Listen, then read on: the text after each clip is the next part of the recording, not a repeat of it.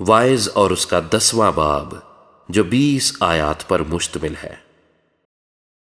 مردہ مکھیاں عطار کے عطر کو بدبودار کر دیتی ہیں اور تھوڑی سی حماقت حکمت و عزت کو مات کر دیتی ہے۔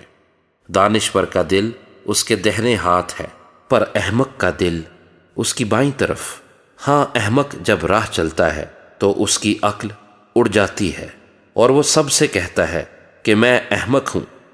اگر حاکم تجھ پر قہر کرے تو اپنی جگہ نہ چھوڑ، کیونکہ برداشت بڑے بڑے گناہوں کو دبا دیتی ہے۔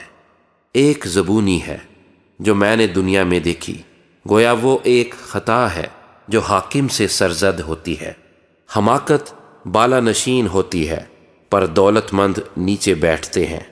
میں نے دیکھا کہ نوکر گھوڑوں پر سوار ہو کر پھرتے ہیں اور سردار نوکروں کی مانند زمین پر پیدل چلتے ہیں۔ گڑھا کھودنے والا اسی میں گرے گا اور دیوار میں رکھنا کرنے والے کو سانپ ڈسے گا۔ جو کوئی پتھروں کو کاٹتا ہے ان سے چوٹ کھائے گا، اور جو لکڑی چیرتا ہے اس سے خطرے میں ہے۔ اگر کلہاڑا کند ہے اور آدمی دھار تیز نہ کرے تو بہت زور لگانا پڑتا ہے، پر حکمت ہدایت کے لیے مفید ہے۔ اگر سانپ نے افسون سے پہلے ڈسا ہے تو افسون گر کو کچھ فائدہ نہ ہوگا۔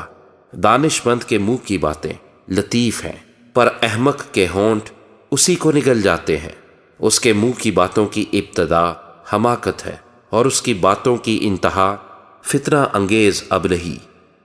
احمق بھی بہت سی باتیں بناتا ہے، پر آدمی نہیں بتا سکتا ہے کہ کیا ہوگا، اور جو کچھ اس کے بعد ہوگا اسے کون سمجھ سکتا ہے۔ احمق کی محنت اسے تھکاتی ہے، کیونکہ وہ شہر کو جانا بھی نہیں جانتا۔ اے مملکت، تجھ پر افسوس جب نابالغ تیرا بادشاہ ہو اور تیرے سردار صبح کو کھائیں۔ نیک بخت ہے تو اے سرزمین جب تیرا بادشاہ شریف زادہ ہو اور تیرے سردار مناسب وقت پر توانائی کے لیے کھائیں، اور نہ اس لیے کہ بدمست ہوں۔ کاہلی کے سبب سے کڑیاں جھک جاتی ہیں اور ہاتھوں کے ڈھیلے ہونے سے چھت ٹپکتی ہے۔ ہنسنے کے لیے لوگ ضیافت کرتے ہیں، اور میں جان کو خوش کرتی ہے، اور روپیہ سے سب مقصد پورے ہوتے ہیں۔